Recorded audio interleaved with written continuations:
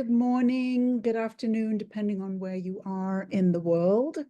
My name is Joanne Butcher, and this is my podcast, The Filmmaker's Life, where we talk about the business side of filmmaking and all the parts that filmmakers struggle to work with. And today, I am so excited to have my very own client, Joy Marzec, joining us. It's always wonderful when I have one of my own clients because I already know them, I know their work and all of those kind of things. And well, it makes it very easy for me and fun for me. That's what counts, right? And so I'm just very grateful that Joy is here with us today. And Joy, I don't start with like reading your bio and all of that stuff. I start always with the same question, which is, when did you first know that you were a filmmaker? Um, okay, so I had a moment where I was working professionally in theater. I was adapting books for the stage and directing, and I was doing that for years. And it was opening night of a play I had directed, and I hated it. I hated every moment of this play. And then it was like a lightning bolt. I saw this entire thing in shots. Yeah. It was hard actually because I was really on a trajectory. I was doing really well, and but I realized that I was in the wrong medium. Oh my And goodness, that is such yeah. a great story. I had to just take a second to put my earrings on because you have such great earrings on. I just had to keep up. I had to keep up. Um, so that is so interesting because I feel as though I had a moment like that myself. But so then, can I find out when you first knew you were a playwright? Okay, Or that not director? Were you directing and writing, or what were you doing with that play? yes, I was getting paid to adapt books for the stage, and then I did that for about 2 years consistently, and then they started having me direct. But I would say that I figured out that I figured out I was an artist really early on. Right? That's what I figured out first. And then, so probably around 19, I knew that I wanted to direct, but I was 18 when I decided, oh, I'm going to start writing every day. And I started with very strict discipline. And it was short stories or plays, whatever it was. But every single day I would start writing. That's fantastic. At 18, you decided to have that commitment and that discipline. I Wow. on the day I graduated high school, I went, okay, it's time. And I got really serious about my life. I decided I needed to get really serious. Yeah. I was just listening to a podcast this morning by a very famous author and who helps other people write books. And he was telling a story about a 4-year-old writing a book. Yeah. Yeah. I mean, and I did things like that. I Uh-huh. did. I was one of those little kids. I would direct Uh-huh. my friends at plays, and I have a really specific memory. My father, they used to take us river rafting during the summer, my family. So we would spend like 3 to 4 weeks on the river. Just it was really amazing. And I remember I had this play that I remember being on the boat in the middle of the day and going, okay, for tonight's play, I want the sun to be setting and the bonfire to be rising. Like, Ah, I so that was kind of the first moment where I had a vision of how I uh-huh. wanted. I remember having like a vision of something that was a tone. Right. Um, and yeah, so I did always do things like that as a kid. That's really interesting because so I feel as though the more minority numbers of people talk about these childhood things, but it often comes up. But to me, that was directing a scene. What you just described was directing a scene cinematically, right? Yeah, no, it's true. And I would direct my friends and stuff, but Mhm. I guess I don't feel like yeah, I don't know why I put it so much later too. I don't know why I said it was so much later. Because I mean, as a kid, I was doing those things. It was more We're here flippant. to find out the truth. That's Okay. we're here to find out Okay, the okay, got truth. it, okay. yeah, I just, in Barbies, I mean, I was insane with Barbies. It'd be like 12-hour sessions of scenes, and it was intense. Wow, that's really fantastic. I love hearing the childhood stories. I think that's great. So you were making films when you were a child. You were directing, you were writing, you were seeing the shots in your head, and so on. So do you know what the path was that you sort of maybe consciously thought you were on, like up until the age of 19? Where did you think you were going with your life? I thought I was going to be an artistic director of a theater company. Okay, great. Oh yeah, I mean, that's what I was going to do. And I had these two incredible mentors. And so it was really hard when I realized that I had to switch mediums.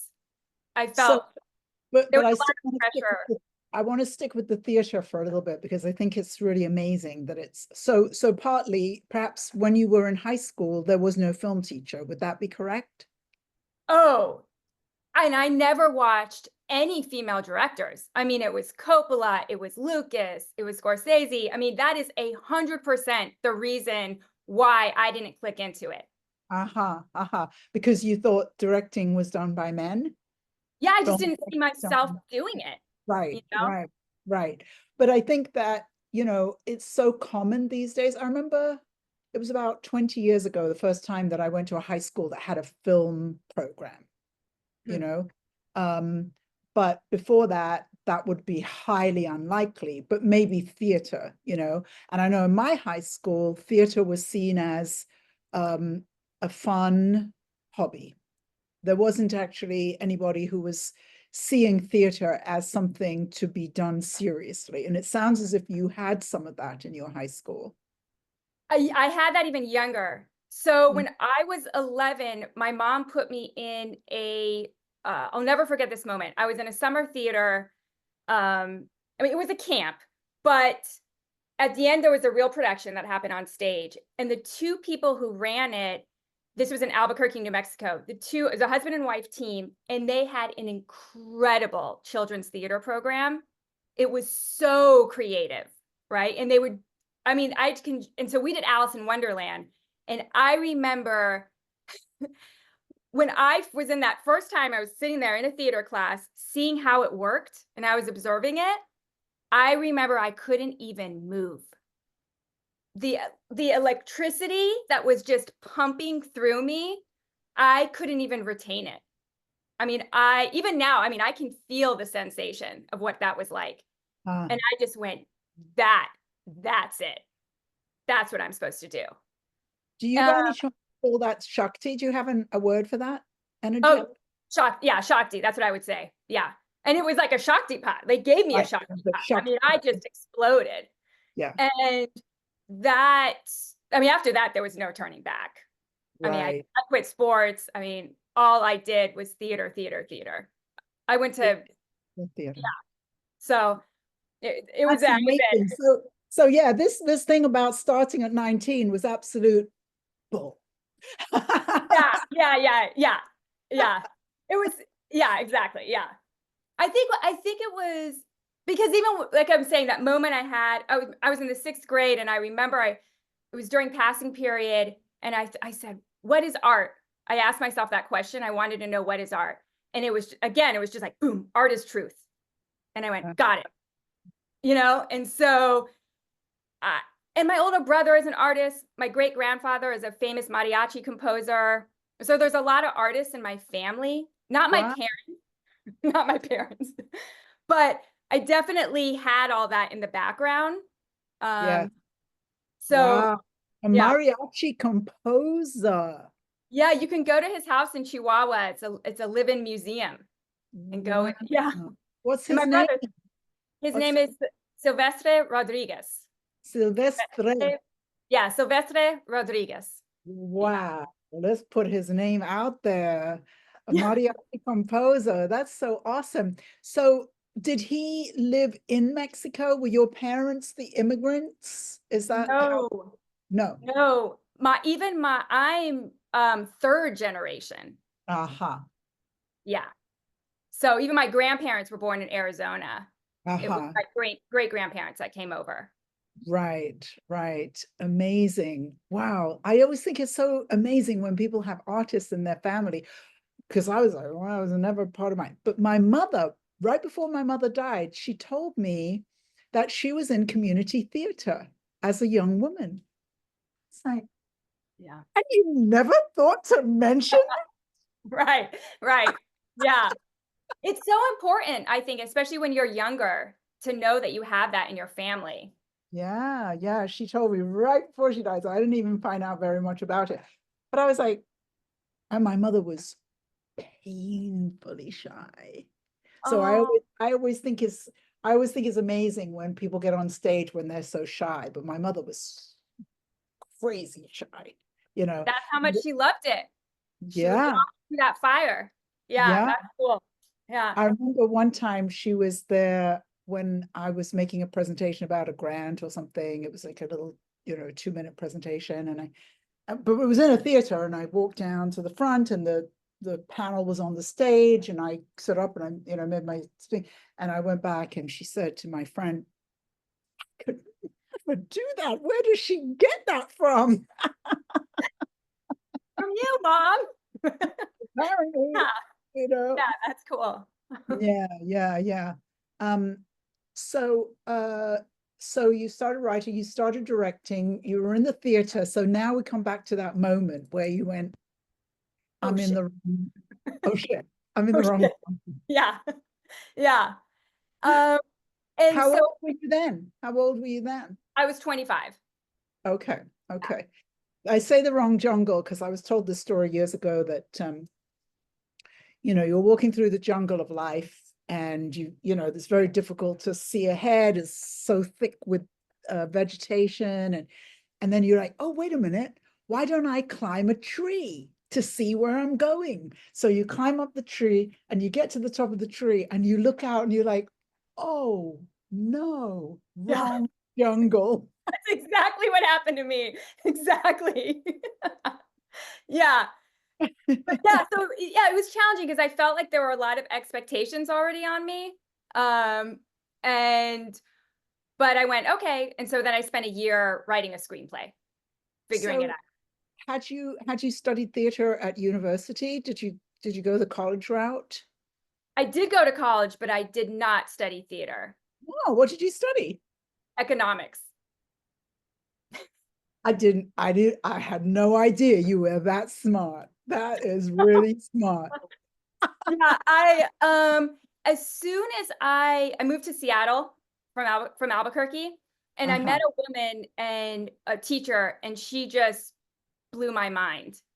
And she taught me all about narrative arc and actions and objectives and obstacles and super objectives and blah blah blah. And I just glommed onto her for 4 years, and I studied with her. And Uh, partially, I know how I learn. yeah. I learn one to one. Uh-huh. Right, right. So she was a screenwriting teacher in Seattle. She was No? a theater. Uh, She was an acting coach, an acting teacher, mhm. and she also taught directing. Right. Yeah. And her husband, he was in the Yale theater department for a long time. He was quite a bit older than her. Uh, and so she was amazing. She was an Wow. incredible teacher. Yeah. And, and were you already writing scripts when you started working with her? Or were you still doing theater and then made the switch? No, so I had never written a screenplay until I Right. had this moment. Right. And that's Okay. why I spent a year then focusing on that to figure out Right. how does it work. Because I mean, theater, it's all dialogue. And suddenly I had to switch to this. And of course, my brain worked that way. So there was a relief to it. But Yes. I did have to, there was some connections that I had to make. Sure, sure. Yeah. Start learning a new skill. That's really amazing. I think that I had the wrong jungle moment when I was working. No, I was doing a master's degree in English literature, and then I had gone into the PhD program. But when I first came to America to start my master's degree, I met some artists and I started volunteering for different things and this and that. And so they became my friends, you know, and that became my circle. And I was already working on my PhD in English when I suddenly realized I was in the wrong jungle. And I got into arts administration and Ah, then ended up running a cinema and running a film school. that's All from kind of volunteering and then realizing, oh wait, this is my jungle. You know, this is yeah. what I'm supposed to be doing. And then ended up getting into fundraising. I was like, oh, I'll just be an arts administrator for a couple of years. You Right.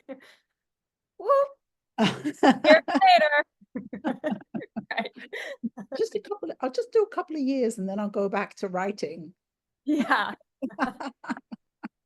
Nope. So once you started on the script writing and you knew you were in the right jungle, um, what actually got you towards making your first film? So I that first screenplay was a feature, which was crazy, but I knew that was fine, but I knew that I couldn't shoot that. And so I took a section of it, we worked it, made it into a short film.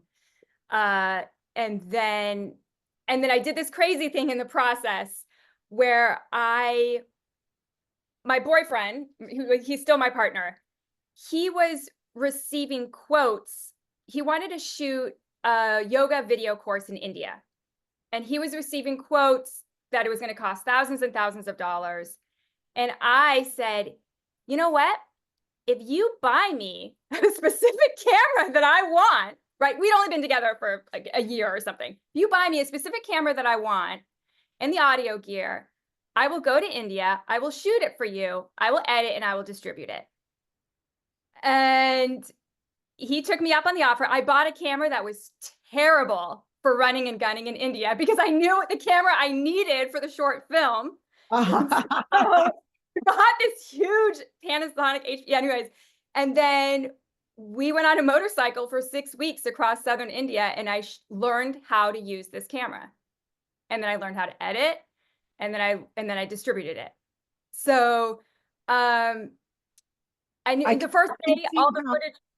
I can see how that would cement a relationship. Oh yeah, that was yeah. Because Yeah. 6 weeks on the motorbike is it's gonna go one way or the other. Yeah, exactly. Yeah. And it was the first day, all the footage was blue. And here he was doing like 3 hours of yoga, and I'm not checking anything. I'm just recording, like, oh, we got it. The first day, all the footage was blue because I didn't understand white balance. And the second day, it was out of focus. And by the third day, I got it together. Well, that's pretty good. So you got the sound as well by the third day? Yeah. And I figured out how there was a whole technique because there was a voiceover component. Yeah, I did all of that. Yeah. So I think it was probably from that moment that I had, it was 2 years until I was actually shooting that short film. Because I really had to learn a lot. But you had to make the 6 weeks across India film first. That's what I'm saying. Oh, you're still That was calling part of the it. short film. You're saying that's the short film, or what about the short film that you really wanted the camera for? No. That whole process, the shooting in India, the screenplay, all of that, within 2 years, then I was shooting the short film. Right. And it's not that it's not, I had a DP and everything on the short film, but I really didn't understand how it worked, right? I couldn't articulate it to any designers. So I needed this background of just being, and also, again, I know how I learn, and I learn practically, which is why film school, I debated it, applying for film school, but I thought, you know what? No, I need to be on the ground. That's how I learn. It's called kinetic learning, right? Isn't that what Exactly. that's called? Mm-hmm. Yeah. Yes, kinetic learning. That makes a lot of sense to me. What kind of learner am I? I don't know. Auditory, I think. Oh, that's interesting. Yeah. Whew. Yeah. I like to listen. But yeah. So I just can't get this image of the motorbike. across southern India out of my mind. I'll have to send you a photo. It's great. It's hilarious. Yeah, With a huge camera bag on the back of the motorcycle, and yeah. it's just a vision of mine to go to India, and I still haven't been. And many of my friends have been. My best friend has been. My mother went. My mother got to go, and she got to send me a picture of her being on an elephant. She just could not get over that she was on an elephant. And then the other picture she sent me was sitting in front of the Taj Mahal, and she just thought, that was it. She got It's, to sit in front of the Taj Mahal. yeah. And when I found out that my mother had this huge vision to go to India, I was absolutely shocked because I had had it my whole life. Right. I didn't know my mother had it, you Huh. know. It's Yeah. it's it's more common for English people, I think, and I can see why your husband, a yoga teacher, that I can see why that, that Yeah. makes sense. Yeah. Yeah. Were you going to various yoga things when you were traveling around? So we shot Really? in temples, Oh, I in see. really old temples. Mm, And how beautiful. yeah, and we just, he at that point was already really seasoned in terms of how India works. And Mhm. so we would just immediately land into a town, and then he knew the personality, he knew the type of person he was looking for, and we would lock into generally a young Indian man, and would say, okay, this is what we want, this is what we need, we'll pay you X amount of money, help us get in. And then they would just help us navigate the priests and the temples. And, we And always then, shop really early in the morning. So so he would be teaching a class and you would record it. Is that what you mean? no, so it was just him practicing. And then there's Uh-huh. a voiceover component of him teaching. So Uh-huh. it's a whole introductory course. Yeah, it was Sounds perfect for what I absolutely needed. It was so simple. I needed just simple, and that's what it was. sounds fabulous. Yeah, it was amazing. It was amazing. I don't think, when you're really young, you don't understand how awesome the situation is. I don't think I quite got that, but now I go, wow, that was something else. Yeah. That does sound like something else. Oh my gosh. Does that class still exist? Can we get it? Yeah, and I actually have had people tell me that they think it's the greatest Ashtanga video course that exists. Yeah. I mean, I'll have to send you a few screenshots because I did things where I was like, oh, I want the sun setting and the moon rising. I did things like that. We had a skateboard that I could use as a dolly track. And Well, yeah, I had a vision for this thing. Yeah. yeah, that is great. That's awesome. If you can share with us a link, we'll figure out a way to share it somehow. Okay. But Yeah. I think that's really great. That's awesome. So what did you do next as a filmmaker? So then I made that short film, and it was pretty much awful. Mm.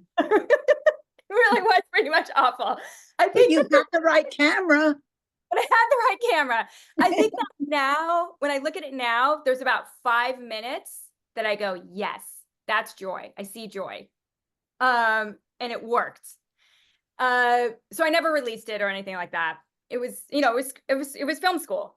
Um, and then I wrote another feature, and I shot that 2 or 3 years later. Wait, Yep. wait, wait. Why just pass over? You shot your first feature. Okay. Okay. I did a crowdfunding campaign. Oh, really? I That's did fantastic. How much did you raise? 25,000.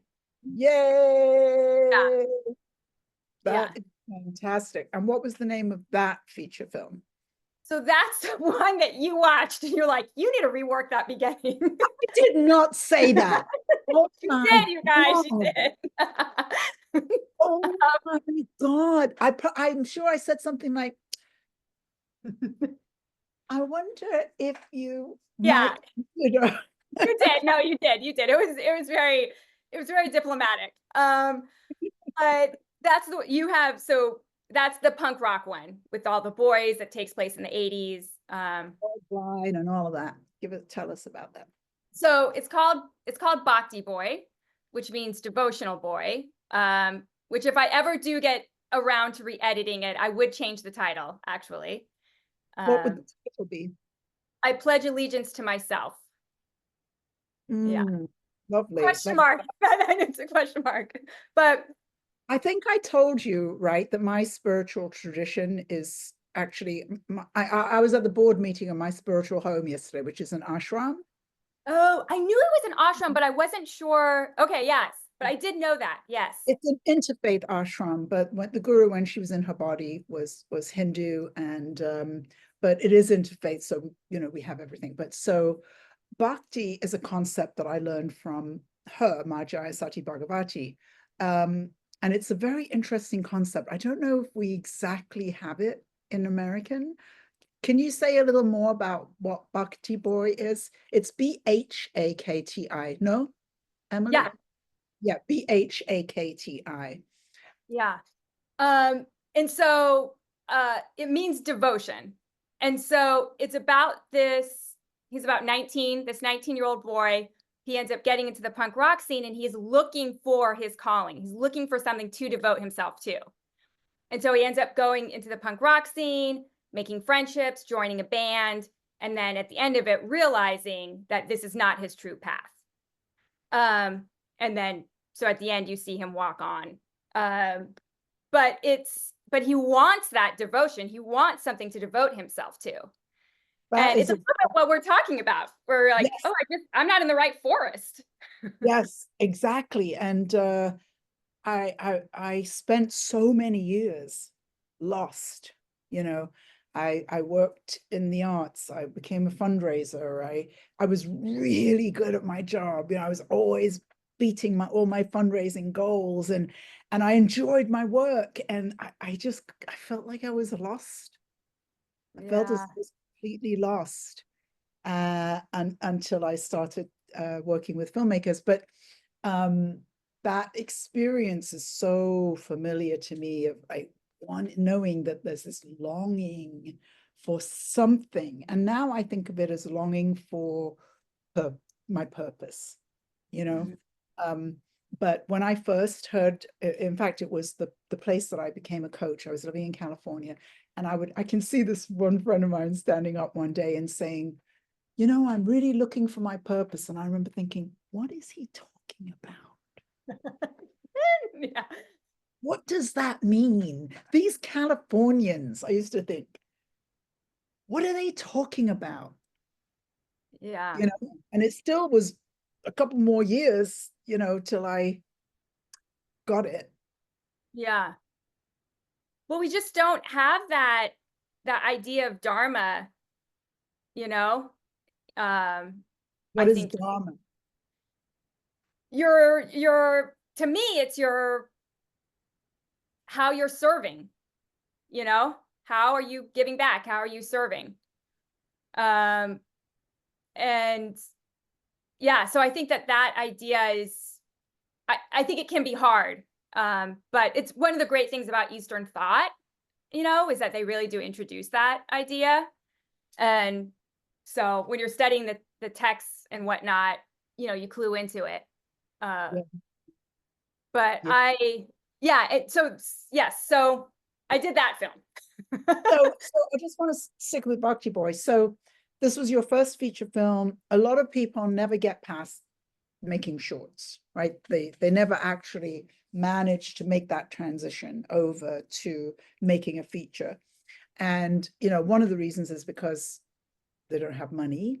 So you raised $25,000. What were the other things that you kind of, ideas you came up with or decisions you made that you think helped you to actually make that decision to make your first feature? uh,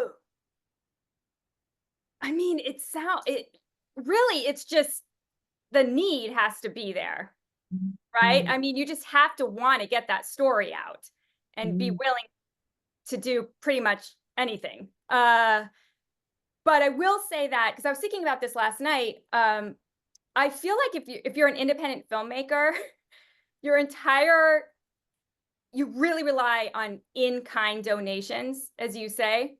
And I picked up on that very quickly. I think I have a couple things going for me in that people they want to work on my films because they do view them as being creative. Art And with so, a capital A. Art yeah, with a capital A. Your work is art with a capital A. yeah, whether it is or not, I have no idea, but people see that and I use it to my advantage. um, and so I very quickly on Bhakti Boy, I figured that out. And so I was able to negotiate with people and say, okay, well, I can't pay you the full amount, but I can pay you X amount. And they're going, yeah, sure, I'll do it because I'm going to get this scene on my reel. I'm going to get, right, I'm going to get this costume design. And so that, and then I do think that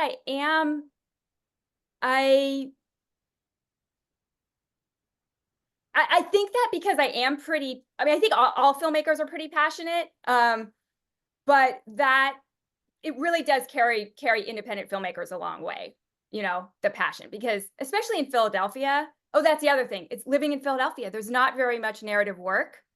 People are pretty much doing all commercial work. And so to be able to get onto a narrative set is also, that's a big deal. That's a great carrot to bring people in. So I don't usually, when I'm doing my podcast, talk about my working with you, but I should, I think. And so you just brought up this thing about thinking about looking again at Bhakti Boy and re-editing it. What was it that I said that would even have you consider that? Well, it is a horror film. And so really it is about, oh, could I make my money back? Is there a way I could sell this movie and make it back? And that's one aspect, but also I have a lot of people that worked on that film that would love to see it. And I had a little bit of an existential crisis after that film because I didn't like it. And that was a hard year when I didn't release it. I mean, I had just poured 3 years of my life into this film, and there's so many amazing things about that film. Yes. And it's on a hard drive. I mean, the thing is completely finished. I mean, I would rework it, right? But it's colored, there's post sound, there's, everything. Um, But and but I guess in a very specific way, what was it that I said that made you think, oh, there's some solution that I hadn't seen before?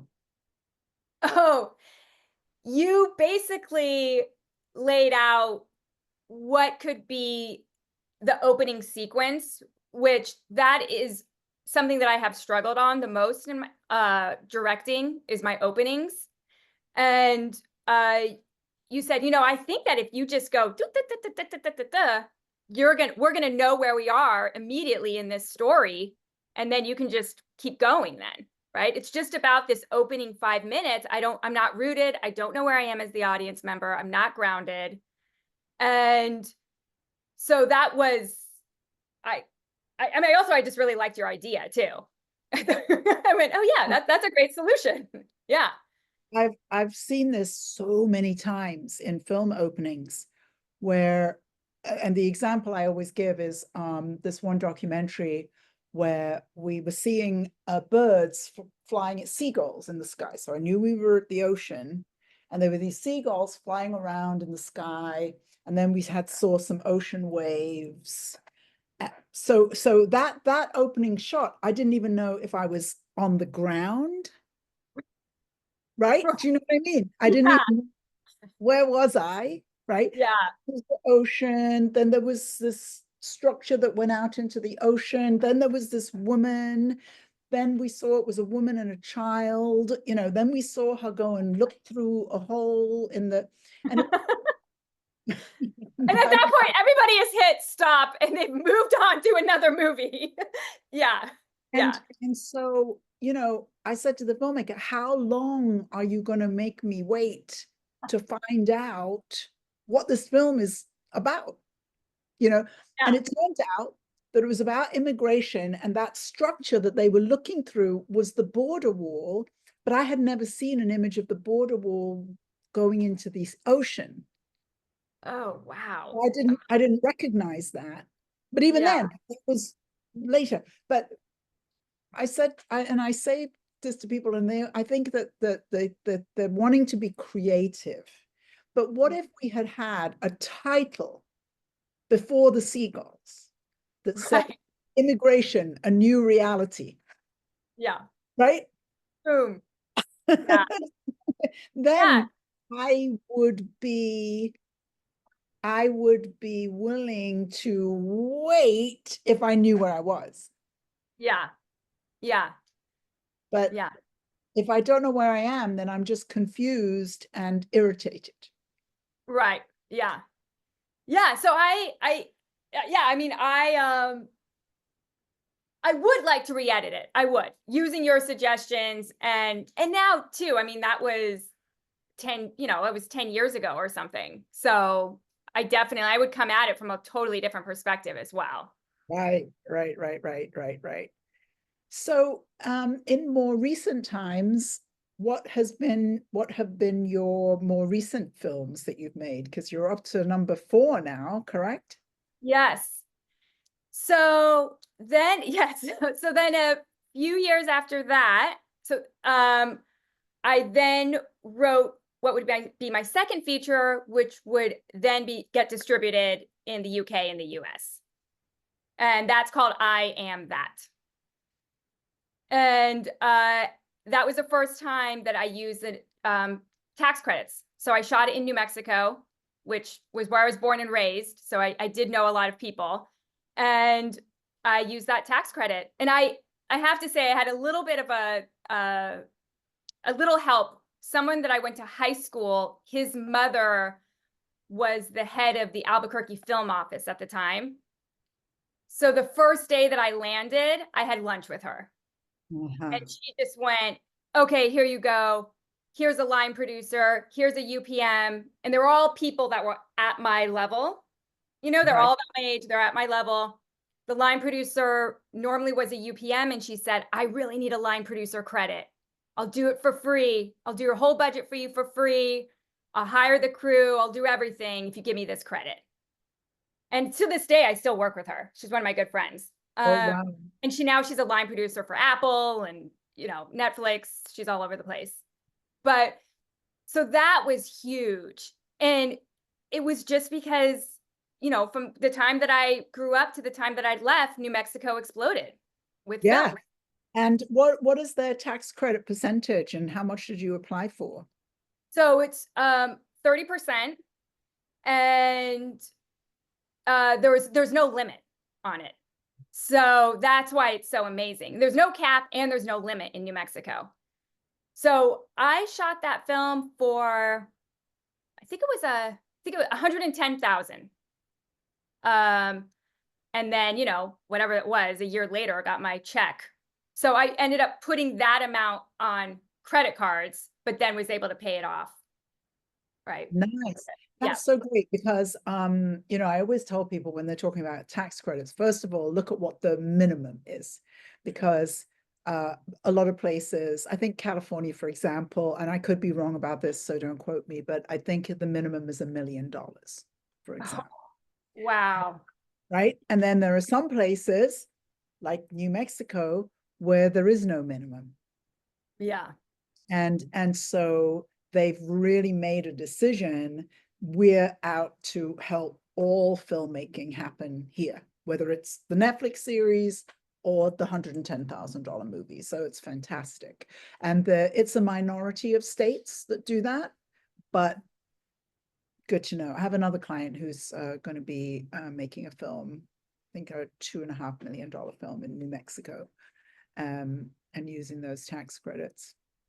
It was amazing. It was Little Hollywood. I mean, those crews, they are so well trained. It was an incredible experience. Yeah. Wow.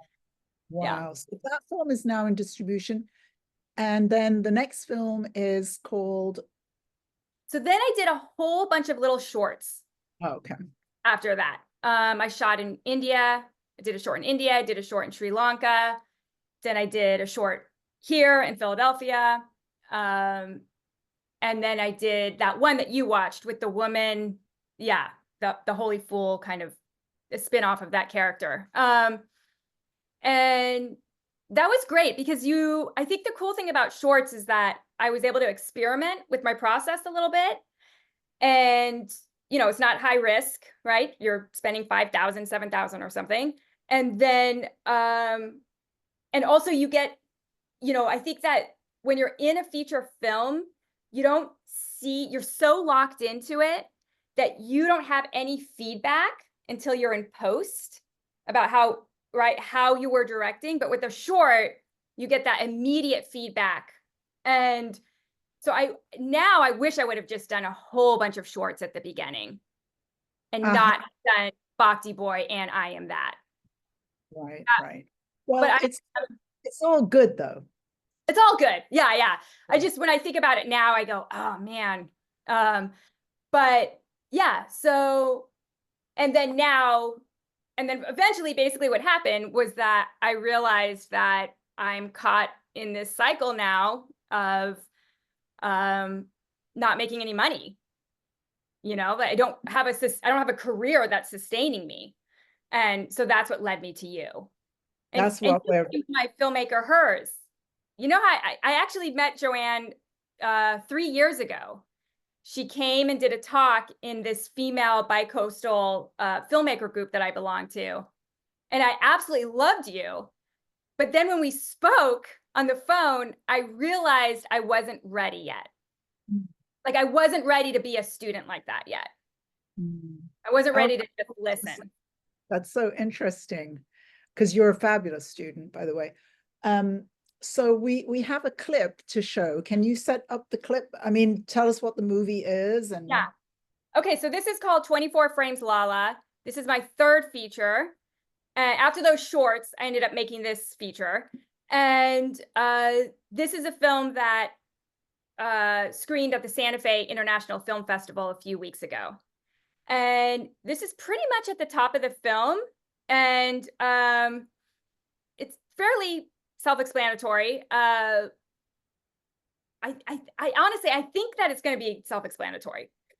what's the Unless log you want line? me to tell them more. Okay, I'll tell you that. Okay, so it's about a filmmaker who's stuck inside their house during the pandemic, and they start to be haunted by their muse in their nightmares, and eventually the muse infiltrates into their reality, and then they're forced to make a movie all on their own. And this is before the pandemic hits, the scene you're going to see. Lovely. All right. Thanks, Emily. Go ahead.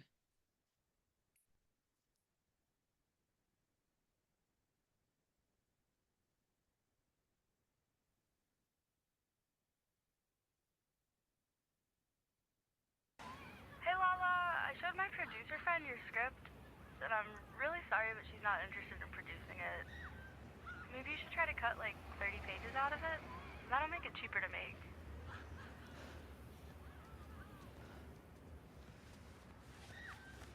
I won't do this anymore.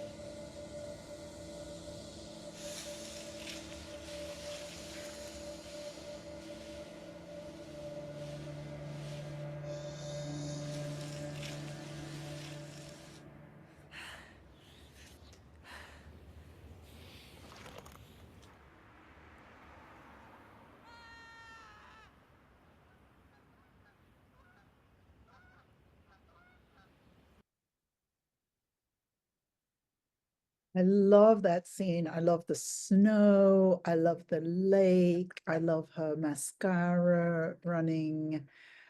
And I love everything about it. And how did you do the snake? You're muted, Joy. Yes. So talk about in-kind donations. So I ended up, I'm friends with him. He's a VFX artist. He's worked with Disney. He's worked with all these big names. And I said, well, you know, I need this snake. And he said, okay, well, I really don't have anything that I want on my reel for the past few years.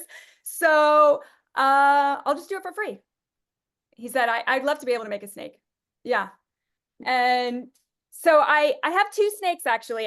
Whenever we're in the exteriors, we have a VFX snake, but when we're inside, it's a real snake. Is it really? Yeah. Yeah. Oh, yeah. I was watching it. I'm like, what does she have? A snake handler? I did. And inside I had a snake wrangler. Yeah.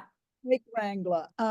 And so what does the snake signify in the movie?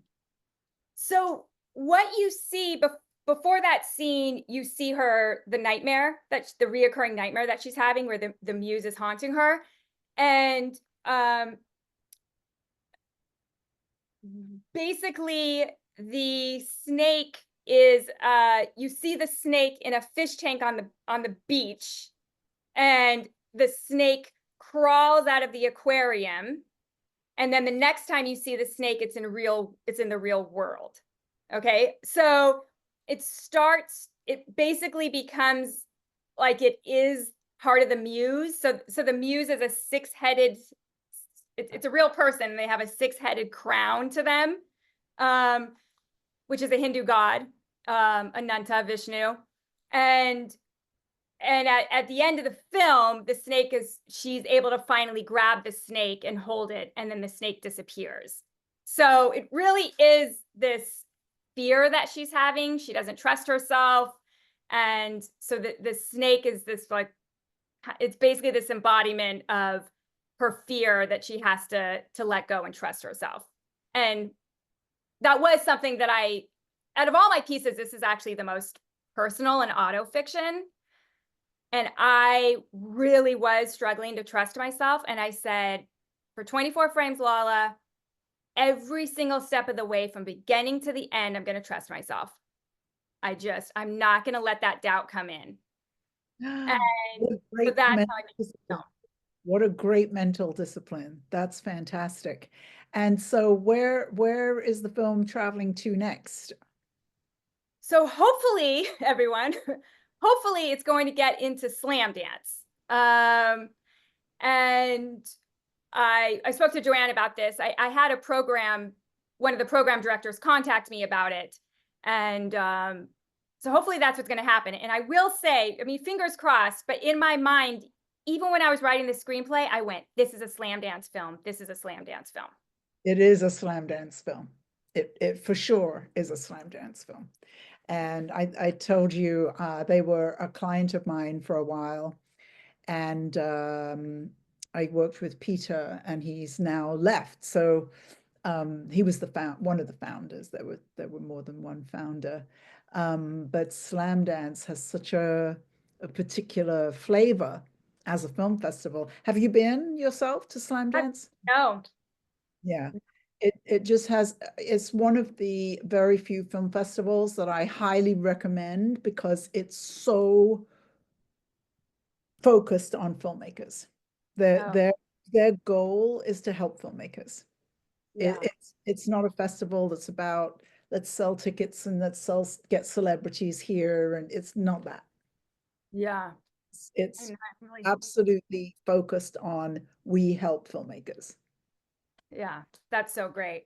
Yeah. Yeah, I am. There was a portion of that in your book. You mentioned Slam Dance in one section at one point in your book. But yeah, I'm hopefully, hopefully I'll get into it. But they also have a unique way that they choose films. So they're about 27 years old. And so everybody who has ever had a film in Slam Dance in the past is now a programmer. Wow, that's so cool. Oh, that's fantastic. Talk about a lineage. Yeah. Wow. No wonder Yeah. they've been around for 27 years. Yeah. Wow. Incredible. It's completely a filmmaker focused festival, which is very rare. Yeah. Yeah. Yes. That's cool. I know. Fingers crossed. Yeah. And so let's close with having you tell us about your current film. What are you doing now? Okay. Yes. So my next film is a thriller, which is cool. And it is about a hardened criminal who he's attempting to walk a peaceful path, but he still has these violent urges. But for his final test, he has to unite a politically divided neighborhood in a peaceful way before it erupts into a total bloodbath and the neighbors tear each other apart. And I'm shooting it in Philadelphia in June of 2025 so that I can then submit to Tribeca in December. Yeah. And I have been working on this story for a long time. And it was only because of COVID that I got thwarted. Well, and also what you've been telling me is that Philadelphia and Pennsylvania we knew was a swing state, but it sounds as though you are having on a daily basis the experience of the clash between the two sides of the aisle on the streets of Philadelphia. Is that correct? Yeah. No, that's correct. When I moved into there are two neighborhoods in Philadelphia that generally go Republican. One's in the north and one's in the south. And I moved into, I was a gentrifier. The artists move in, right? And I moved in. And at that time, there was only one other couple across the street their family hadn't been here for decades on this block. Decades. And it was challenging. I was suddenly exposed to, my neighbors were just different than me. They had different values, right? That's really what it came down to.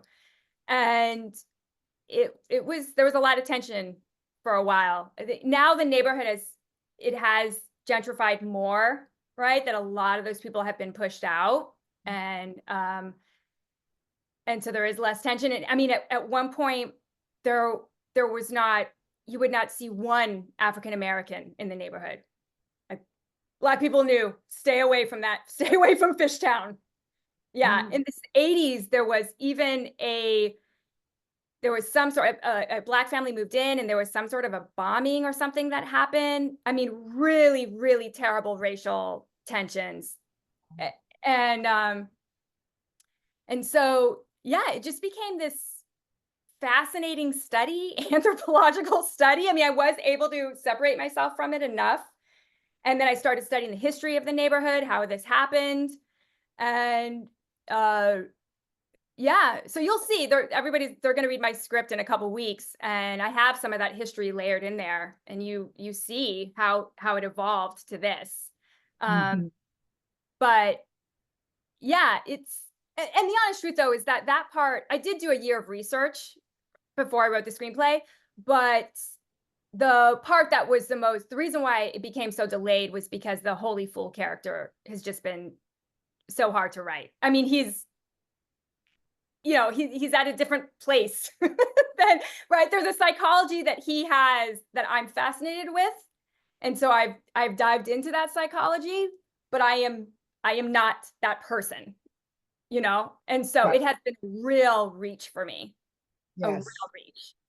Yes. And I've just had to mature more, had to get some more life experience. I'm glad I didn't make that film 4 years ago. It would have been terrible. It wouldn't have worked. Just before we close, I just want to make sure, does anyone have any questions they would like to ask? Go ahead, Shelley. Good to see you, Shelley. Great to be here. Joy, I have to tell you, I've looked at some of your trailers and your energy this morning is totally transferred into your filmmaking. Vibrant, it has an edge. I can say that you're writing comedies, you're adorable, and your presentations are just really so easy to feel akin immediately to you. But your films really have a personality, a very individualistic personality, and I can see where it is paralleling you. I thought they were great. Everything I saw was wonderful.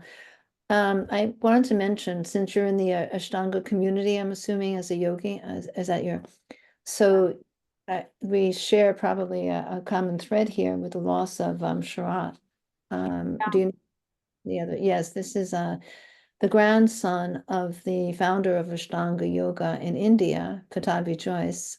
His 53-year-old grandson had a heart attack while hiking in Virginia and died. Yeah, so my husband, he's quite a bit older than me, and in 1993, he was certified by Pattabhi Jois, one of 30 people in the world, Exactly. certified to teach this. Yeah. And so it has been very challenging. My first visit to Mysore was in 2003, and I studied with Pattabhi Jois, and then have been there many, many times since then. But yeah, I mean, the Ashtanga community, it's going to be interesting to see what happens. I think that those senior teachers, they really are strong lineage holders, and they will be able to keep the torch going. I know that Saraswati, the daughter, she's opening, they're going to take 14 weeks to 2 weeks to mourn, and then she's opening up the Shala again, and we'll start teaching. I was very lucky. My daughter is one of the 30 who has been certified by Pattabhi, and I spent time there in Mysore. I would not practice with Pattabhi and or Sharat. I actually worked with Saraswati because she's just so gentle and wonderful. But I was just interested. I would love to see what you filmed in India. So I'm going to try and find that. Your first short that you did with the camera on your back, which sounded good. If you go to joymarzecfilms.com, you can contact me through that. And yeah, I can send you one of the videos. It's all shot at the Nandi in Mysore. And so you have that giant, bull right there in the frame, and David's practicing in front of it. So you can even see the priests, giving puja and whatnot. So yeah, it's something else. Yeah, I would love to share it with you. Thank you so much. And I enjoyed this morning, really just sat back and they said, you're going to take this away. Go girl. It was terrific. Thank you. Thank you. Shelley. And I just sort of had another question. I hope it's okay if I just take a minute to say, how do you think that your study of yoga has impacted your films? Oh, it's everything. It's everything. Yeah. When I told you that at 18, I decided, okay, I'm going to start, writing every single day. I started practicing every single day. So I was exposed to Hatha yoga at 16, but then at 18, that's when I started a daily practice. Right. And of course, you go through cycles of why you practice, right? But at the heart, I mean, you're making those shapes, and they're devotional shapes. Your body is doing that, and it's a prayer. Yes. And so they're so closely linked. I mean, I can't have one without the other at this point. I mean, just even within 180 days, this happened in my life, right? And yeah, so for me, they're both the same. It's the same. Oh, that's really fantastic. I'm so glad I asked that question. Well, thank you so much, Joy. What a pleasure.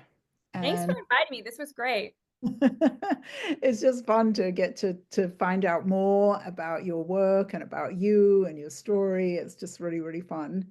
And thank you so much, Emily and Innocent, for everything you put in the chat. And if anybody would like to talk to me about working together, that's in the chat as well. And we'll raise money and make movies. Yay! Right. Take care, everybody. Bye. Thanks so much.